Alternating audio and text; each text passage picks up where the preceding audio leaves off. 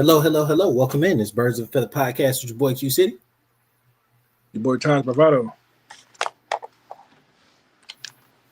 And we are back with episode 94, fresh off of bye. No game to discuss last week, so we're going to get right into what we expect from the Bills on Monday night. We're going to get into some in division, and then if y'all hop into the comments or we got any fan mail, we'll read on ATL. So come along with us, enjoy the ride. Appreciate y'all being here. So Taj, my man, coming off a bye week. Yes, it's early. I think the most important thing that we had on this bye week is getting healthy. So tell me what you thought about the team coming out from the early bye. I really don't have many thoughts on it. They opened up the IR return window for Taquan Graham. Still nothing from Troy Anderson, Braylon Trice, Storm Norton, or Troy Anderson. So,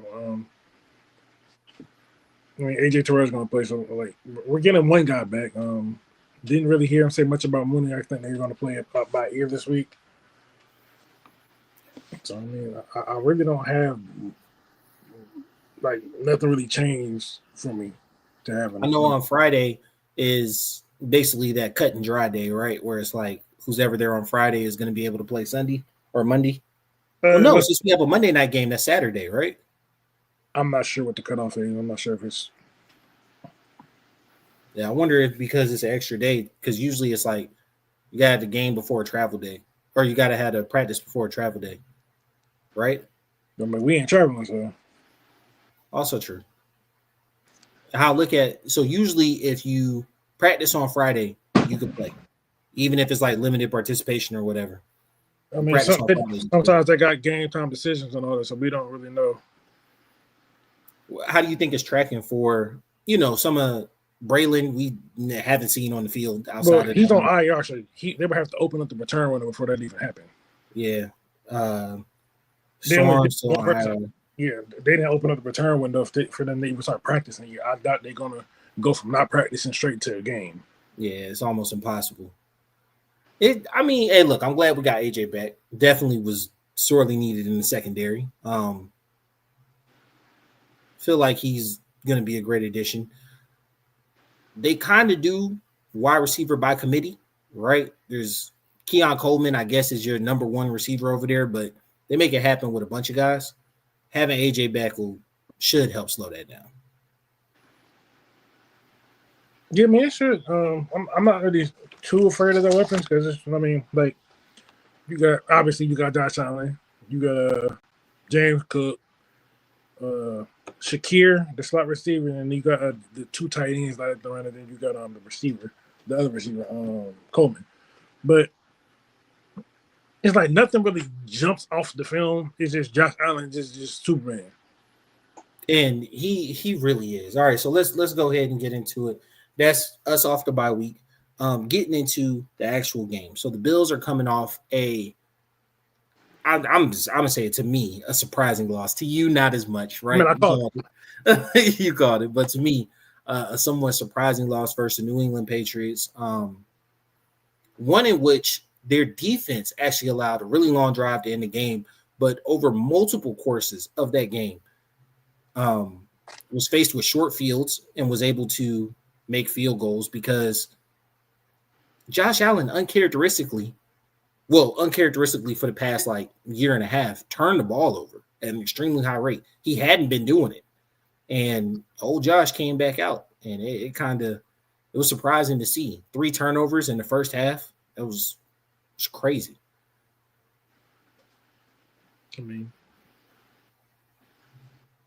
Brett Favre still rears his head. And I get it. To an extent, you are who you are. But they end up losing 23-20. Josh Allen can't pull the heroics out of his hat at the last minute. What did you see in that game that maybe kind of gives you some pause on what our team could be versus them, and gives you some, reassurance as to what we're going to look like when we face them on Monday night? Nothing really gave me any pause. It's Josh Allen. That's really all you need, because it's a top flight quarterback. That's really all you need is to proceed with caution. But like, I feel like this team itself is very beatable. I feel like we match up very well with them. They're weak against the run, and they play a lot of zone, which we excel at. I mean, they're gonna play some some too high stuff to keep a lid on things. But I feel like outside of that one game, Penix is a pretty solid decision maker. So I don't feel like that'll be an issue. I feel like the Carolina game is looking more and more like a snowball effect game, where it was just kind of like things went left and they just couldn't get right. And we play Carolina? Huh? We play Carolina? Yeah, like I don't know what you're talking about, brother. I'm saying it's looking more and more like the Carolina game. I didn't even know we played Carolina. So we just burning the tape and acting like that didn't happen. Dude, I mean, I have no recollection of this game. But like anyway, we only played 3 games. We got 2 bye weeks. It's looking more and more like that was just one of those games where things went left, couldn't get right. But it's not indicative of how he's played in all the other 3 games. He's had the clutch gene. He's put up good yardage totals. He's been selective with the ball for the most part, right? He's got some turnover worthy plays, but for the most part, he's been really good in what you can expect from a second-year player who is essentially playing through his rookie season, right? Something that I saw that Drake May took a lot of advantage of in the Bills game. Like you said, they play a lot of zone, but they play a lot of high coverage, taking the underneath route. Like not necessarily check downs, but the underneath routes, right? Concepts that, yeah, maybe you're catching the ball below the sticks, but it's allowing your guys time to work. Stephon Diggs had 12 targets, 10 receptions, right? Like none of them were over 24 yards, I think it was his deepest reception.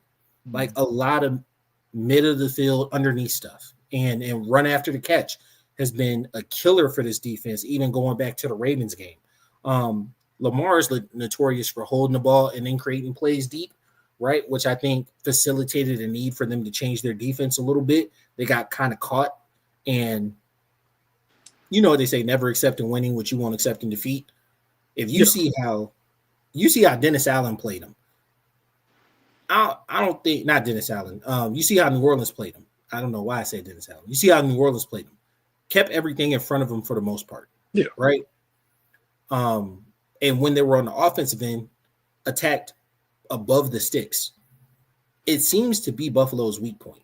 Now, are they going to change that significantly when they play us? I don't think so. It's kind of tough to do that. What's up? It's kind of tough to do that. When your defense is built that way.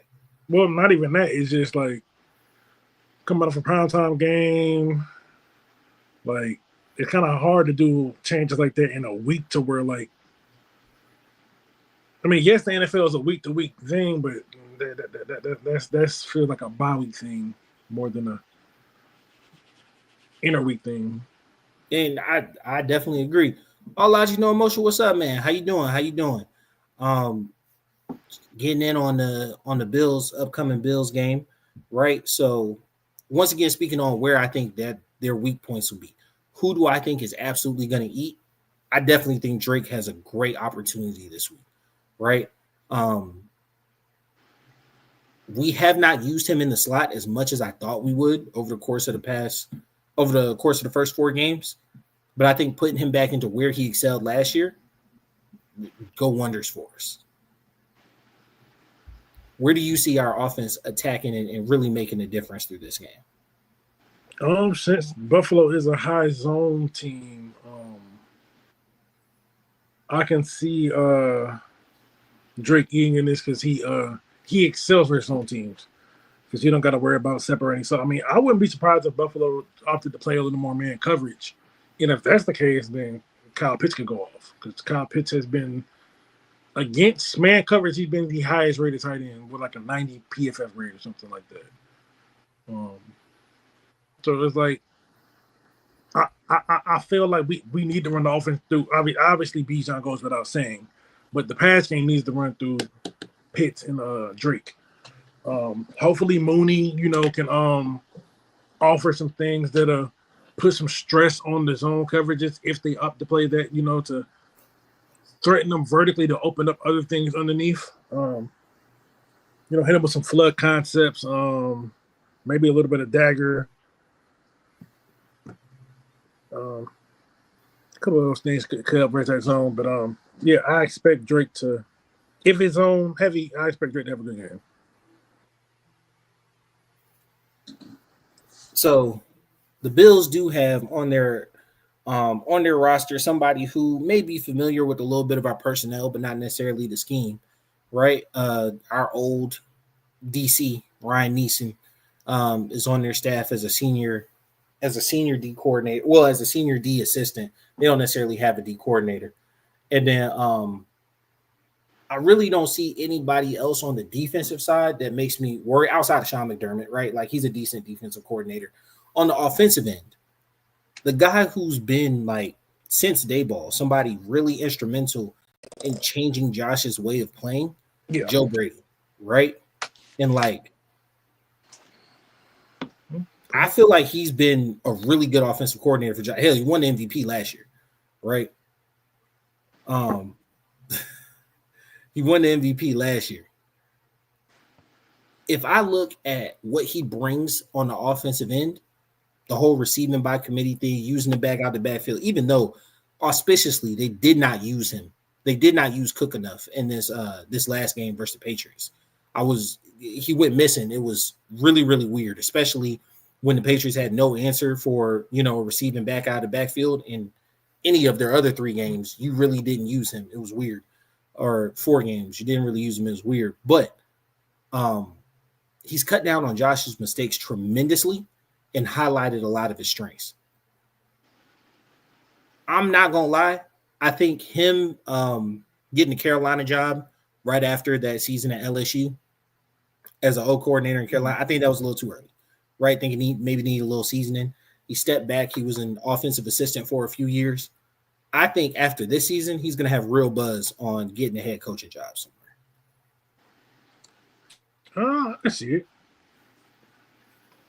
Right. I definitely, when I look at what he's been able to accomplish, basically taking a guy who was known as a bugaboo for turnovers and basically coaching that out of him. I'm not going to say it was all him, but like changing the way that he's playing. I'm not giving him credit for that because the thing is, like, he didn't even coach the full season as a coordinator last year. He came in, what was it, week 9? But halfway point. So I'm not really giving him credit because Josh wasn't turning the ball over before he got in. I mean, 13 games is guys have been crowned for less. That's all I'm saying. I mean, yeah, but I'm not giving. I'm giving that more so to Josh than him. As the Josh is just. And I think once he came in, he only had one more turnover for the rest of, or it was two more turnovers for it because he only turned the ball six times. That's more so of Josh seeing the field. I'm giving the credit. I'm not going to give all the credit to the dude who started calling plays week 9. I got you.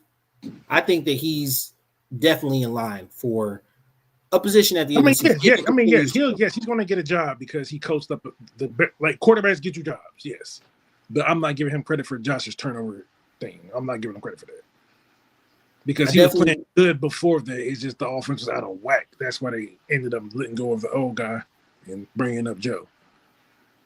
I definitely want to see what he's able to bring for the rest of the season. Maybe not against us. Atlanta pass rush has some life after 10 years in college. That's not a lie. We our pass rush has been dead for a while. Speaking of pass rush, what do we need to do against Josh Allen, considering he's the main weapon for the offense? More of a muddle rush and be lane discipline. You don't want to too far.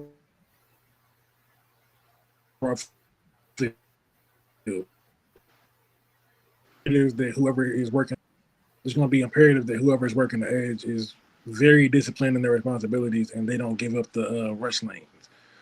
I understand it's going to happen because Josh Allen, but they need to minimize that as much as possible. I wouldn't be surprised if they spot it from time to time.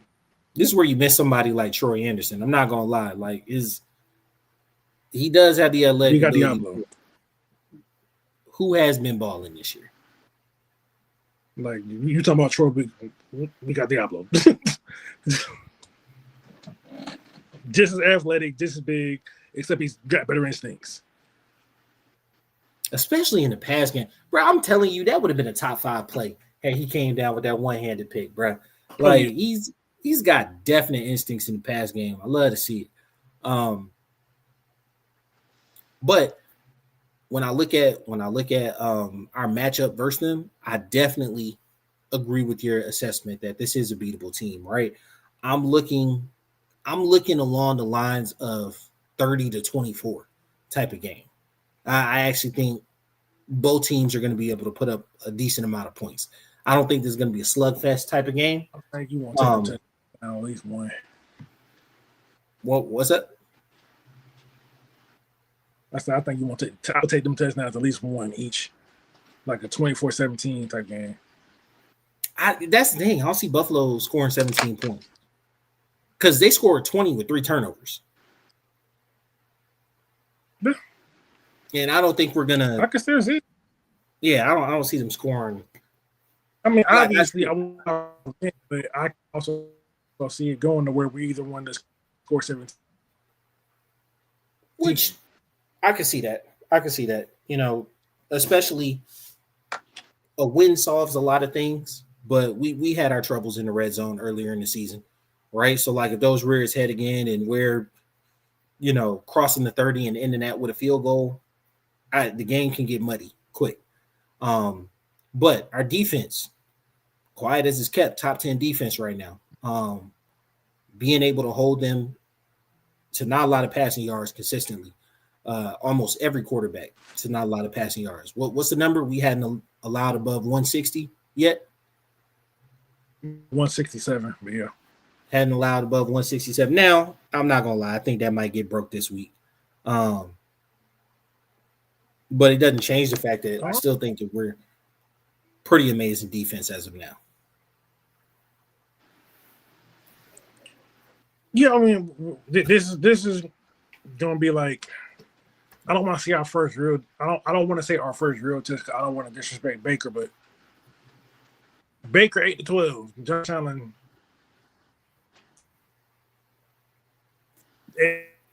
at minimum 3. Yeah.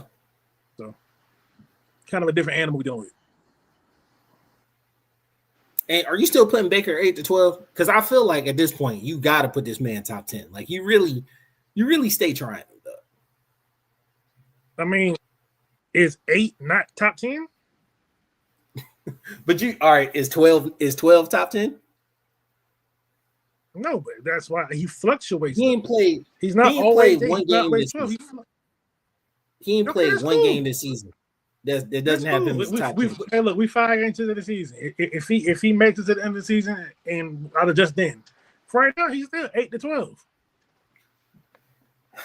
Him and Sam Darnold. Sam Darnold probably 9-13. I mean, I believe that from Sam Darnold, but like you seen Baker do it in the regular season. Is Baker has Baker do it in the playoffs? Yes, but the thing is Baker has his highs, right? But Baker also has his lows. You're only focusing on the highs right now because that's all he's showing you, but the lows are coming.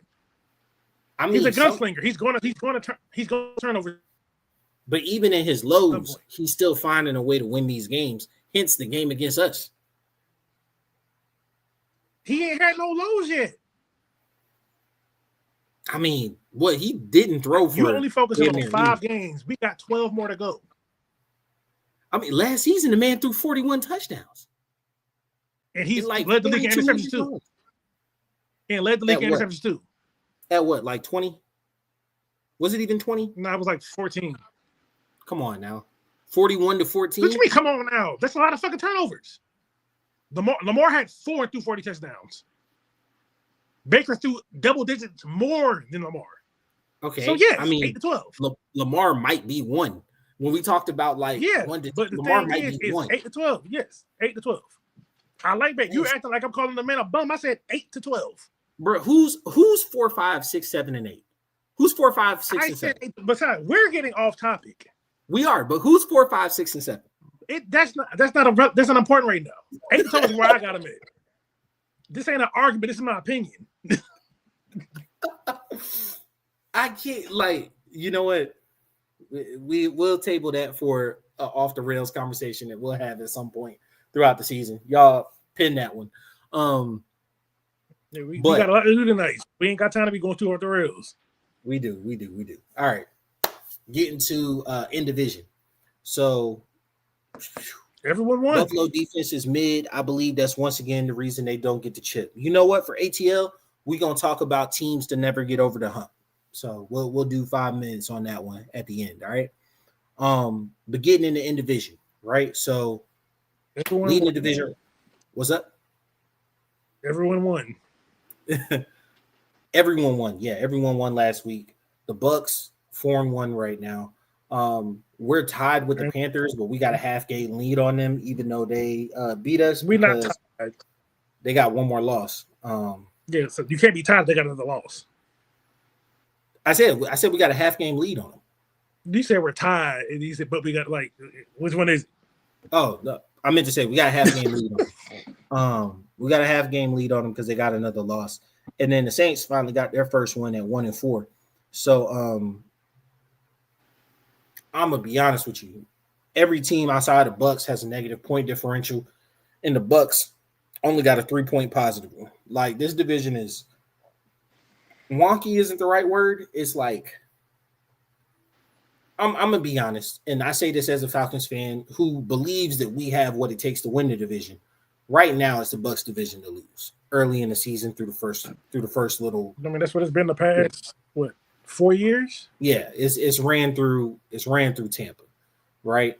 As frustrating as it is, they have the best as of right now. They have the best quarterback in the division. Hell, they might have the best D coordinator in the division. I don't know about their defense. Their defense is because like they like it's hard for me to say defense when they just got in the 38-35 shootout. Yeah, true. Like they blitz a lot, but their defense is very exposable. All right, quarter point. What's y'all take on the pass rush first round duo? I know they ain't starting, so who has the most potential? All right, that's an ATL question. We'll get to that one. We're gonna get through this real quick. Yeah. I know good and dang well which one Taj is gonna pick. Oh, yeah. But how I look at it, the Bucks. Oh, I ain't got everybody's schedule up. One sec. I'm talking about the games they played this week. Yeah. The Bucks played the Seahawks. So are you talking about like this upcoming week? You talking about last week? No, this upcoming week. So the 49ers traveled to the Bucks. I'm not going to lie to you. I have no faith in the 49ers this year. I don't think they're going to be a long-term success. Obviously, we play the Bills. They are 4-1. Bro, have you watched them play? Yeah, I watched that great Thursday night game last week where they beat the Rams that were healthy with Mac Jones. I have no like. And the Rams are a good team by your logic. That's true. Brock ain't been playing. And I believe, what was the game they lost? I think they lost to the Jaguars. Brock played that game. Brock wasn't healthy. Yeah, and guess what? The Jags are 4-1. Yeah, he shouldn't have been out there. All right, hey, I still don't. I got to see it. Y'all got to make me a believer. I don't believe it. I mean, they don't win all but one game. And the only team they lost. That obviously don't mean nothing to you because Baker don't win all his games and you don't push him up. That's not. See, you picking and choosing what you want to hear. All right. Patriots play the Saints this week. What's it called? Patriots travel down to New Orleans to play them this week. I actually think New Orleans is really live in that game. And then you got Carolina. Dallas is coming to Carolina. So I'm not going to lie to you. I actually think the Saints might win and Carolina might lose, and we'll have two teams at 2-4. We really can't afford to drop another game. So this Buffalo game. I don't see the Panthers beating the Patriots at all. Or the Saints. I don't see the Saints beating the Patriots at all. I think the Patriots. I think that's going to get ugly. I think the Saints are coming off their first win. I think Patriots are coming off a huge win. They beat the Giants.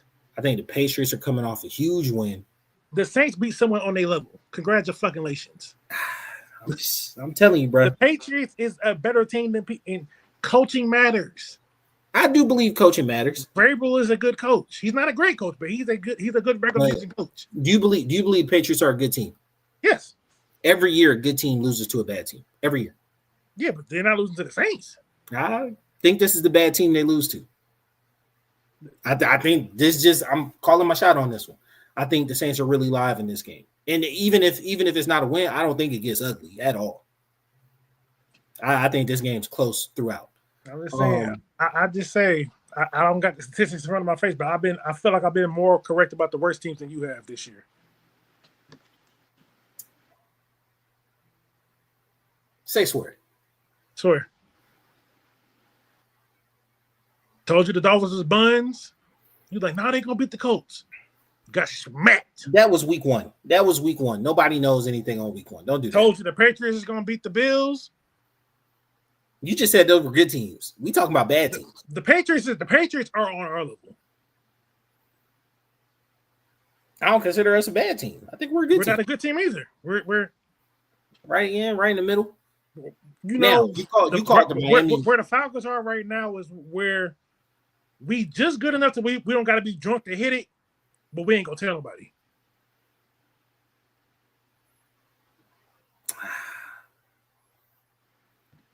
That's a 6, bro. That's a 5-6. Exactly.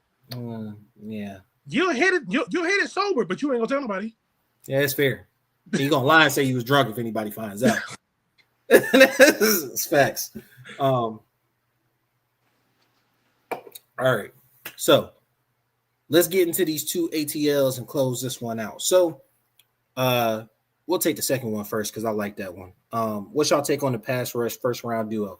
I know they ain't starting, so who has the most potential? So through the first 4 games that we played, I think just looking at who pops, James Pierce Jr. is, I mean, he's got all the measurables.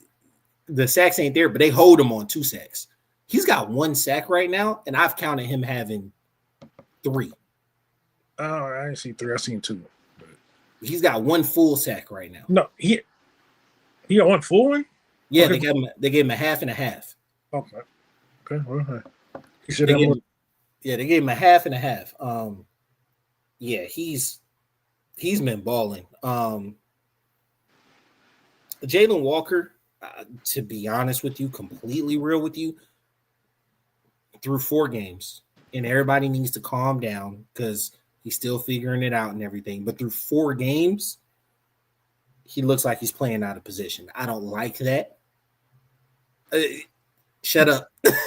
Shut up. Through 4 games, it looks like he's playing out of position. He probably needs to go stand up outside linebacker. But then I don't know if he has the pass cover skills. So I'm not saying it's a waste of a pick. I'm not saying he's a wrong pick or anything like that. I'm not even saying he needs to change his body type in terms of bulk up or slim. None of that. I'm just saying as of right now, today, when you watch him play after 4 games, it looks a little bit like he's playing out of position, like he might be a little too small. But I have a lot of faith in him. That at all. I don't agree with that at all. All right, cool. What do you see?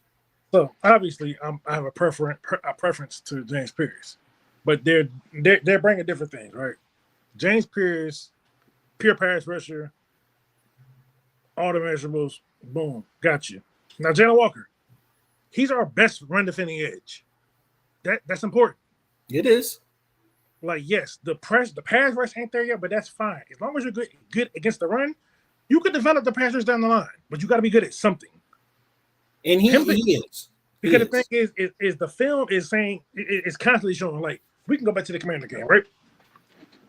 You have Zach Ertz. Zach Ertz is running an insert block towards Jalen. He sees Jalen and runs out the way. We can go back to the Vikings game. A pulling guard is pulling. Jalen blanks him and then forces the run inside. A 300-pound man kind of running full speed at Jalen. Jalen just move. You can't say the man too small because he got grown man strength. The pass rush ain't there. The pass rush ain't there yet, but he got time to develop it. He's still new to this. But his run defense is why he sees the field. And he does see the field. He sees the field a decent amount. James pops more because he's a better pass rusher. And he's probably going to be our best pass rusher, once he gets more snaps. But they're both good in their own ways. Now, how do you feel? How do you feel about our rotation currently? Because I do feel like pass rush is you let Terry cook over a couple years, turn a weakness into a strength, right? We've got some seasoned guys in Harrison, Ebiketie, guys who've been on the roster for a year, 2 years, 3 years. And then we've got some high profile rookies. I feel like we have a really decent rotation going on. Yeah, that's fair. Yeah, that's very good. Braylon Trice is supposed to get added to the mix eventually. Never, if he ever gets healthy. Who else? The rotation is good. I like the rotation. I expect our first round picks to have even bigger roles next year. Absolutely, or maybe even towards the year. Because we're not gonna retain everybody. I think we talked about it in the training camp episode. Like some of these guys are going to be gone. No, Ebiketie and Leonard Floyd. Everyone else is under contract still. Yeah, like those two are most likely gonna not. But it's just not a re-sign, right? It's not even a cap casualty or anything. Just not a re-sign. No, this is the contract. Yeah, won't be no cap. I don't see any cap casualties with our current group. At least on the front. At least in the on the front end. Yeah. I don't see it there. I mean, it could happen maybe in the back end with one thing we did call was for a restructuring of Jesse's contract, and through the first 4 games, I didn't call for a restructure. I called for an extension. Yeah, well, to help lower his cap hit. Well, he only got 1 more year in his deal, so yeah. But at the time, we were saying that so that we could make room for Drake's contract, Pitt's contract coming up. Through 4 games, obviously, this is first quarter of the season, people. Through 4 games, Pitts looks like somebody you want to keep at the right number, right? Drake looked like somebody you're going to keep at market rate, like whatever the number is. And you still got a year till you have to pay Bijan. So, like, you're definitely going to need that cap space and whatnot. It would have made a lot more sense to extend Jesse at the beginning of the year, right, to spread his number out. But through 4 games, not extending him doesn't look like the worst thing in the world right now. It just depends. I mean, it's through 4 games. New defense, they're actually going to do different things. I don't know if he's been bad or good because I don't know. It's not that he's been bad or good. He just hasn't popped. Like he hasn't had his type of impact that we've been accustomed to him having over the past 50 years. He's probably being asked to do different things because, like, now we're having. Because the thing is I was talking to some people, and people are like, "Dang, Xavier Watts is better than Jesse." I'm like, I don't. No, calm down. Like, yeah, he get more ball production, but we don't know what they're asking Jesse to do because it looks like Jesse's doing a lot of more of the underneath stuff that he's probably better at, and he's just like, it's kind of hard to make a pop on the ball when they're not throwing your direction, which is true. And like you want instinctive players close to the middle of the field instead of playing deep, because when you're playing deep, you're really just playing the ball, right? Like you're tracking the receiver playing the ball. Whereas when you're playing in the middle of the field, playing closer to the line, you're using your instinct. You're watching the QB's eyes. Jesse is much better at that, and he's seen more over time. So like you trust him in that position a little bit more. But yeah, not gonna lie, has not seemed like he's popped. But it's 4 games. It's early in the season. I mean, yes, you don't seem like he's popped, but it's not worth it because the thing is, you don't always have to pop because sometimes if you always pop it means you might not always be doing your job. Because you can focus on we can go back with 3 years to when Trayvon Diggs led the league in interceptions and all that. The people are like, he's making a whole bunch of pop plays. He also gave up the most yards in the NFL by a wide margin. That pop don't come without some sizzle behind it. Yeah. So like, I'm okay with him not popping on the field as long as he's doing his job because the pass defense has been good. Pass defense has been excellent. It's been like the fact that they're having to try the rookies, that means that Jesse is doing his job. AJ is doing this because AJ and Jesse are the two people you're not really seeing get tried like that. Yeah, I think AJ, what he had 2 pass breakups for the year before he went out. Yeah, like they're going after the Hughes and they're testing the Billy Bowmans and they're testing Xavier Watts. They're testing the young guys. And even D Offer when he's in. Like, so I don't really like. I think Jesse is still worthy of being paid just because he hasn't popped, but just because he don't have the ball production that we're accustomed to doesn't mean his job isn't being done. The ball production will come as the defenses account more for the ball skills of Xavier Watts. And he's been playing to his strengths. Now, all logic, no emotion. They don't have much behind Darnell and Drake. I can't let you get away with that because we are a Casey Washington fan podcast over here, bro. Like Casey, if he can stay healthy, he might be our wide receiver 2 by the end. God, bro. Casey might be our wide receiver 2 by the end of the season. Nah, 3, not 2. You don't think he's gonna beat Mooney out? Financial investment. They'll push Ray off the field. They'll push Ray off the field before they do Mooney. That's true. Because Mooney has a certain skills that no one else has. He can stretch the field. Yeah, Drake is fast enough, but I don't think he's not. Yeah. That's not his forte. He's faster than me. I mean, but I'm also a big guy, so I ain't calling you regular slow. You just football slow. So Buffalo defense is mid. I believe that once again, that'll be the reason they don't win the chip, right? So getting that in mind. So ATLs around the league, it's just like stuff we take from fans to kind of, you don't answer the questions. You can always hit the DMs, BOAF Media on all social platforms, or you can hop in the chat on the show. So it makes you think about, like, what about other teams that were really, really good, really, really great, and just couldn't get over the hump? And I'm thinking about teams, not just like a season, but like teams over a stretch of time, right? Buffalo Bills. Of course, right? The 4 Buffalo Bills. But the one that comes to mind for me is that I want to say it was like 2011 to 2014 New Orleans Saints team, right? Where Drew Brees was throwing for 1,000,000 yards, and that defense couldn't stop nothing, bro. Like, couldn't stop nothing. And that team used to be hell to see, right? Because I think Brees did 5,000 yards 2 times in that span. Multiple high 30 touchdown seasons, not a lot of picks. He was super accurate. But, like, no, sometimes when you get your Achilles heel, a team just can't make it. They just can't get over that hump. I'm gonna go with a newer team, not necessarily newer, but a more recent team. I'm gonna go with like the Ravens. You think they missed their window? I don't think they missed the window. No, it's just injuries right now. Because the thing is like they lost. They two of them. They could easily be what 3-2, but like their Bills game was wonky and the Lions game was wonky. It's like because it's like the defense has been playing horrible, but Lamar has been playing great football, and like due to their record, no one's really talking about it. Like Lamar has 10 touchdowns, 1 interception, great numbers. Like he's doing his thing. It's just the defense is letting them down. And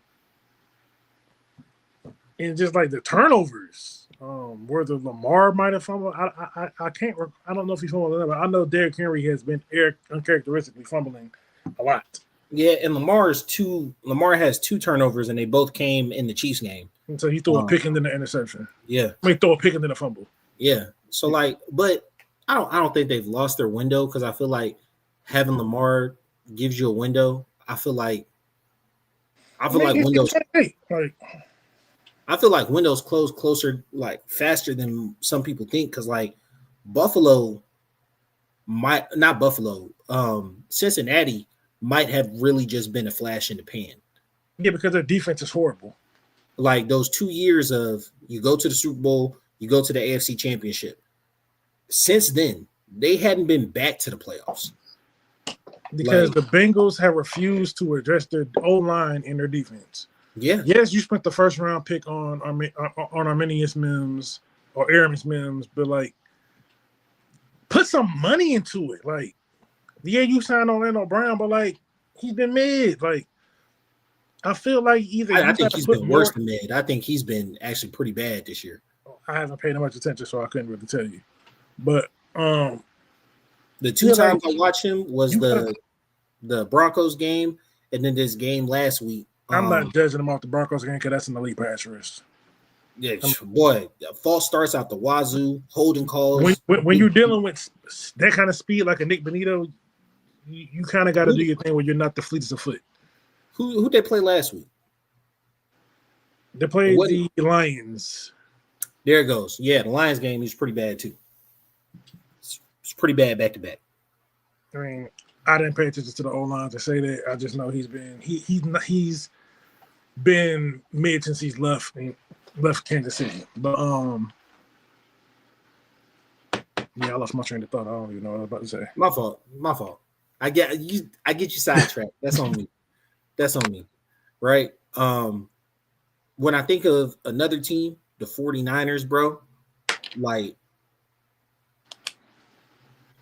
I think Kaepernick's 49ers, right? Like they could never really get past the Legion of Boom, and then when they did, they ran into the Ravens, right? Like that's just a bad draw. And the lights cutting up in the middle of the game. Yeah, it's a bad draw. Like sometimes it just happens. You know what I'm saying?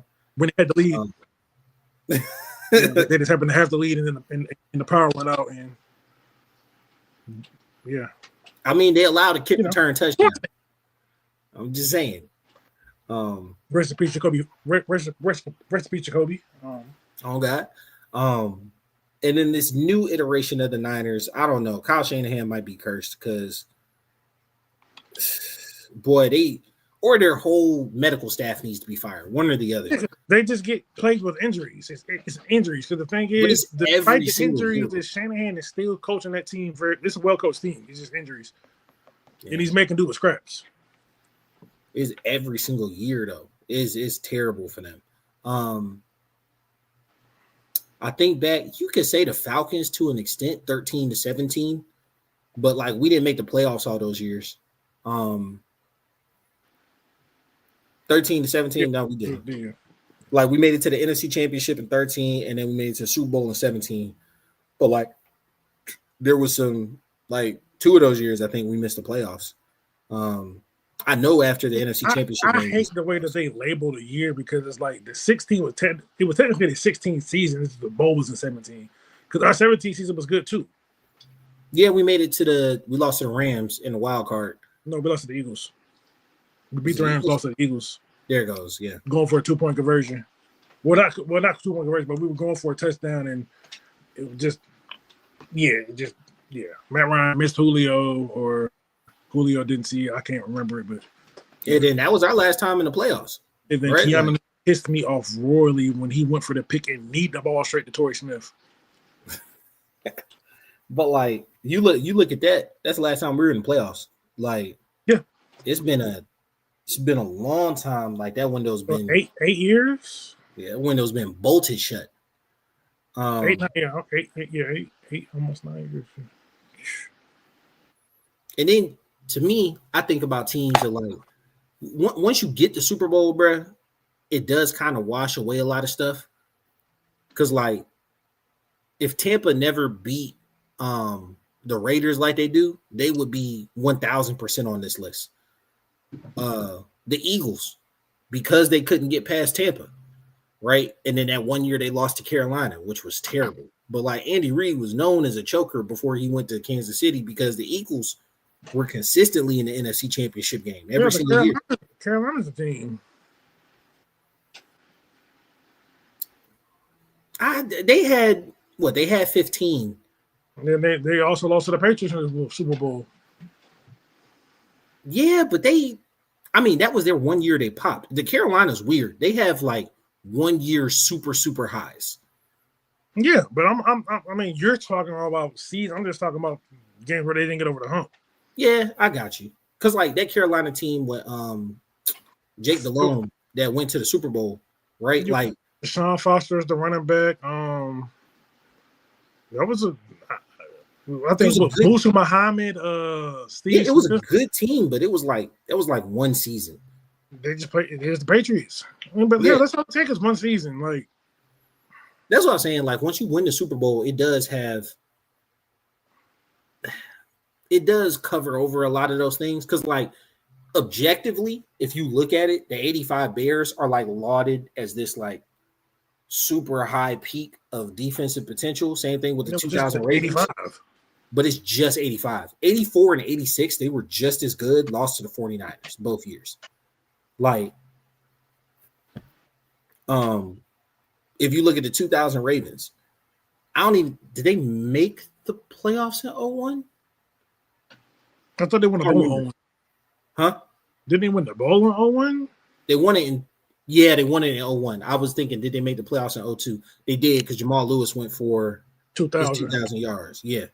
So like they back to back, like I swear, bro. Yeah, like Carolina. Trust me, I keep track of the teams in the division. He was like, "You're right," because they went 12-4 in 08. Jake Delhomme crashed out and threw 5 picks against the Cardinals. I was like, yeah, like Carolina has high highs, and then they are just they tend to smooth out, right? Like Jacksonville, same thing. Jacksonville has super high highs, but they don't have like their first 2 years in existence. I think they went 9-7, and then they got to like an AFC championship game. A lot of mid. They got good in the MJD years, the late Fred Taylor MJD years. They got good mid. Then they had that one pop season in 17, and they just been trash since. Like you get a bunch of franchises that just have like a pop year. Yeah, that's right.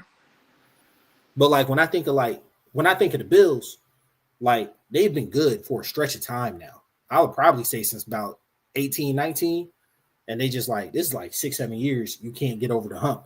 And usually I think there's a stat where it's like a quarterback coach combination that wins a Super Bowl wins it within the first 5 years.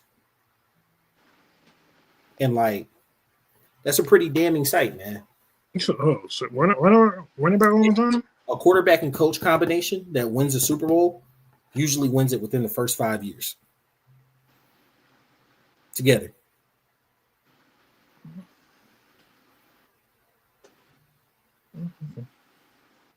So, like, if I just think about it in How was Dungy with Peyton Manning? They won it in 06.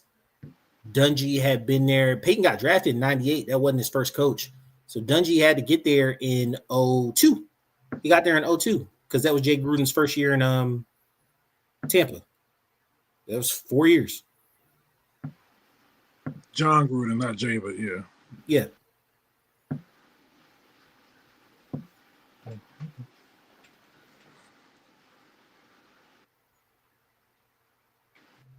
It's usually I went back because I tried to think like that, like John Gruden. If I just think about like beginning of the century, not Mike Marks, Dick Vermeil with Kurt Warner. That was like year one, right? Brian, the Ravens coach, starts with a B. But Brian, that was like his first year. Brian Billick. Yeah. Mike Smith's brother-in-law. that was like his because he was on the 98 Vikings staff. So he couldn't have been there for any more than 2 years prior to that. 02 was John Gruden's first year there. 03 was Belichick, right? 03 and 04 were Belichick. Yeah, I'm not sure how long Belichick was there before they actually won, so I don't know. But it doesn't matter how many years is he there with that quarterback. Yeah. Is the thing, right? So like with that quarterback in time, you were 2 years and you won. Yeah, I mean, yeah. So the Pennies thing gotta happen this year and next year for me to feel good. Yeah, to be honest with you, It's kind of one of those things because like after 5 years, you do, and that's what makes me worry about Lamar and Josh Allen a little bit. There's nobody else that's really in that boat, but those two, it does make me wonder because like those guys been there for a while. Hell, Joe Burrow as well. Joe Burrow's coming up on 5 years this year. Yeah, 6 years. This year 6. He already passed 5. Yeah, 6 years. Yeah. So like the first year that one of those guys do it will be the first time it's broken in a while.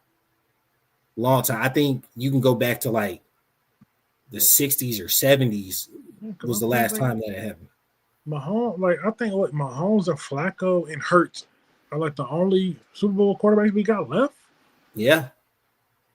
Hold on. Matter of fact, when did Hurts? How long has Sirianni been there?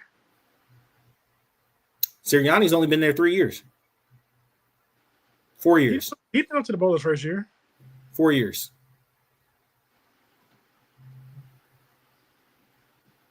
Hurts was drafted in 2020, wasn't he? Sirianni wasn't his first coach. Doug Peterson was his first coach. Okay.